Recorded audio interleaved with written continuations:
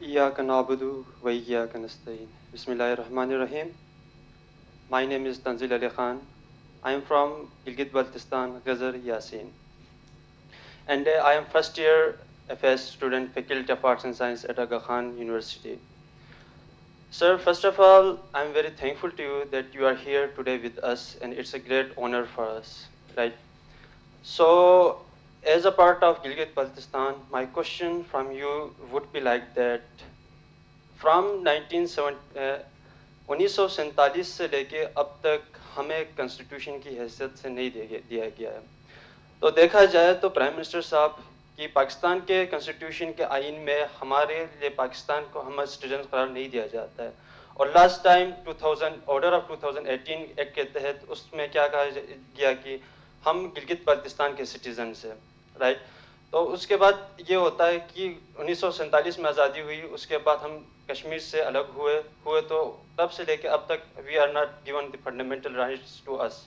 So whenever if we are not the part of Pakistan, جب کہیں بھی ہم اکٹھے ہوتے اپنے حقوق کے لیے, اپنے رائٹس کے لیے, اپنی سبسڈیز کے لیے, تو گورنمنٹ اسٹیٹ کیا کرتی ہے, شیڈول 4 کے تحت اینٹی ٹیررزم ہم پر لاگو کرتی ہے اور ہمیں دھکیلا جاتا ہے, سپریس کیا جاتا ہے, جو کہ بہت مشکل واقع ہے. تو لاسٹ ٹائم ہمارے پاس ایک واقعہ ہوگا چلاس حدود کے, اس میں آپ کو علم ہے یعنی, تو وہاں پہ کیا کیا جاتا ہے, لوگوں کو انوسنٹ پیپلس کو مارا جاتا ہے دہشت گردی کے ایکٹ کے تحت. تو وہاں پہ ایک اسٹیٹ رسپانسبل ہوتا ہے کہ اگر ایک بندے کا خون بھی ہو جائے تو وہ اسٹیٹ رسپانسبل ہوتا ہے کہ اس کو انکوائری کر لے, لیکن اب تک کوئی وہ نہیں ہوا. ہمارے مائیں, ایک ماں وہاں پہ تھی جس نے 6 گولیاں کھائی اور اپنے بچوں کو اس نے سیو کر لیا. ابھی دیکھیں ہم گلگت بلتستان سے اپنے افواج کو بھیجتے ہیں محاذوں پر وہ سیو کرنے کے لیے, ابھی ہم نوبت یہ آ چکی ہے کہ ہماری مائیں بھی گولیاں کھا رہی ہے. فرسٹ آف آل میں آپ کے ایاک نعبدو کے ساتھ ہی سمجھ گیا تھا کہ مجھے جو ہے نا بڑی تیاری کے ساتھ جواب دینا ہے, اور ذات سے میرا ایاک نستعین پہ دل میں زیادہ زور ہو گیا کہ یا اللہ میری مدد فرما. اور اس میں at times it is not your intellect or understanding which is the problem, but it is the level of emotions you are charged with becomes a part of the problem. آپ کوئی چیز دیکھنا چاہتے ہیں, اس کے نیچے ایک اسکرین ایموشنز کی ہوتی ہے, اور اس ایموشنل اسکرین میں جب آپ اس کو ویو کرنا چاہتے ہیں, وہ تصویر وہی نظر آتی ہے جو وہاں سے ریفلیکٹ ہو کر آپ کے ذہن پہ نچھاور ہو رہی ہوتی. میرے بھائی میری جان,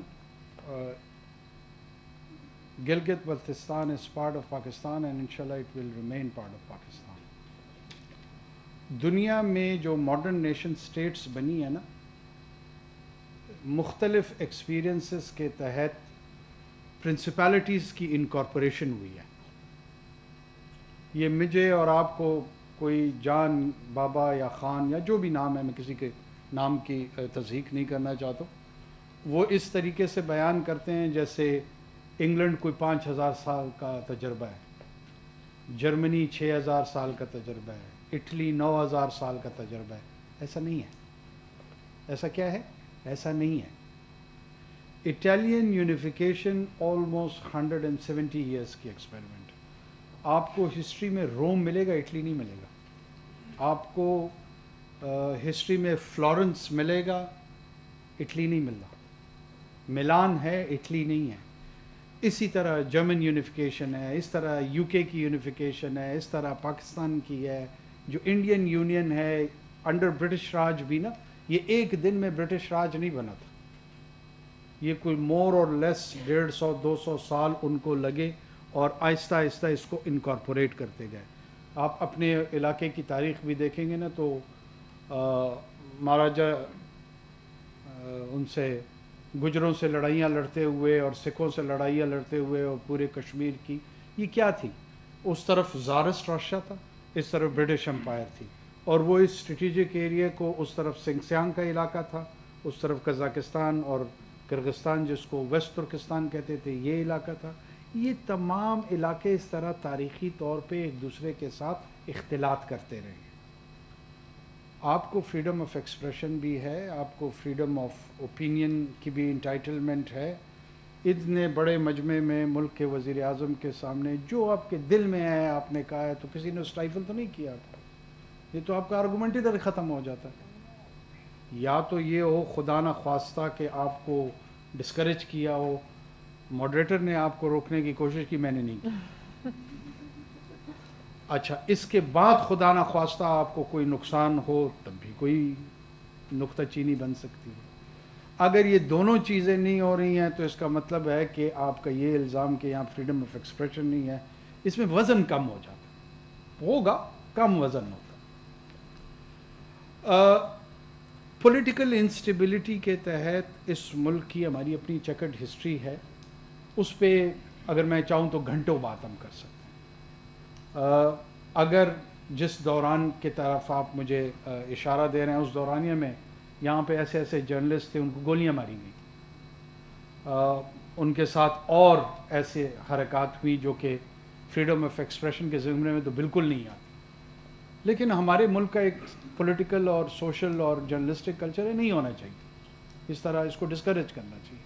لیکن یہ ایک اسپیسیفک دور کے ساتھ نہیں جڑا ہوا. میں حکومت میں آتا ہوں تو مجھے اظہار رائے جو ہے نا وہ زہر لگتا ہے.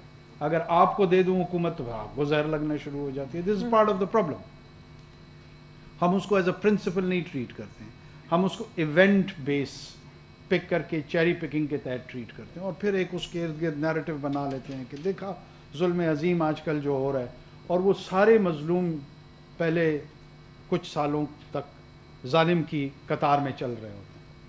جو اصل بات ہے وہ گلگت بلتستان کے سٹیٹس کی ہے. وہ بات آپ کی درست ہے کہ گلگت بلتستان ہم آپ جانتے ہیں کہ ایک اسٹریٹجکلی انگیجمنٹ ہماری جو اس ریجن میں ہے ہندوستان کے ساتھ ہمارا اور ان کا ہمارے ساتھ 3 جنگیں ہم لڑ چکے ہیں over the issue of Kashmir. کچھ لوگوں کا یہ ویو ہے کہ جی بی یا ناردرن ایریاز جو ہمارا ہے وہ روایتی طور پہ کشمیر کا حصہ ہے.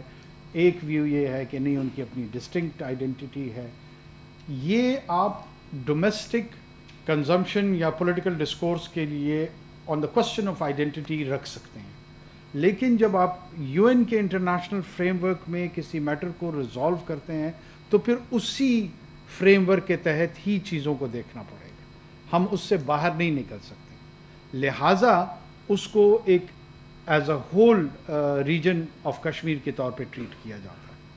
مین وائل یہ سلوشن پاکستان میں بار بار اٹیمپٹ ہوئی ہیں اور اسی کو ریشنلائز کرنے کی کوشش کی جا رہی ہے کہ by the time we have that settled status ایک ایسی انٹرم ارینجمنٹ ہو جس میں ان کو نیشنل اسمبلی میں ریپرزنٹیشن مل جائے, سینٹ میں ریپرزنٹیشن مل جائے, باقی فورمز پہ آ جائے, NFC میں بھی ان کا حصہ آ جائے. یہ تمام چیزیں پولیٹیکل پروسیس کا حصہ ہوتی ہیں. اس کو پیسفل پولیٹیکل ایکسپلائٹیشن کے انداز میں چلانی چاہیے. That should be a saner voice. میری آواز آپ کی آواز کے ساتھ ملنی چاہیے, دوسری کی آوازیں آپ کی آواز کے ساتھ ملنی چاہیے. لیکن اس میں ایلیمنٹ آف ریزنٹمنٹ جب آپ ڈالتے ہیں نا تو آپ اپنے کیس کو کمزور کرتے ہیں. مجھے نہیں پتا آپ ایک اسپیسیفک انسیڈنٹ کا بات جس کا کر رہے ہیں کہ ماں کو گولیاں لگی ہیں, بہت ٹریجک ہے اگر ایسا ہوا ہے. آپ کو پتہ ہے نا کہ مطلب ہمارے اس ملک میں 90,000 اس طرح مائیں بہنیں باپ بیٹے گولیاں بم کھا کے گئے ہیں, کوئی ایک نہیں ہے. اگر اس ایک ماں کی بنیاد پہ آپ پورے کے پورے ریاست کے تصور کو اگر کے حوالے سے کہہ رہا ہوں, ہو سکتا ہے آپ نہ کہہ رہے ہوں, اگر اس کو ایک ظالمانہ انداز میں پیش کیا جائے تو شاید وہ انصاف کے قریب نہ ہو. ہمارے ہاں وائلنٹ سوسائٹی ہے, ہماری ہائیلی ویپنائزڈ سوسائٹی ہے. ہمارے ہاں وائلنس کا رجحان مذہب کے نام پہ, زبان کے نام پہ, نسل کے نام پہ وہ اپنی پیک پہ ہے. پہلے یہ سیٹل کرنا ہوگا کہ رائٹ ٹو وائلنس کس کے پاس ہے. وائلنس کی مناپلی ریاست کے پاس رہے گی. ہو سکتا ہے ریاست اس کی اپلیکیشن غلط کرے, لیکن ریاست میں سینس آف اکاؤنٹیبلٹی موجود ہے، ایک میکانزم موجود ہے، ایک پروسیس موجود ہے. جب آپ اس کو ٹرانسفر کر کے ایکویٹ کر کے کوئی بھی گروہ، وہ بلوچستان میں کوئی گروہ ہو سکتا ہے، وہ سندھ میں ہو سکتا ہے، وہ کے پی میں ہو سکتا ہے، پنجاب میں ہو سکتا ہے، آپ اس کو شیئر ہولڈنگ اور ایکول ریکگنیشن کے تحت جب دیکھیں گے تو آپ basic principle of nation state کو ڈیفائی کر دیں.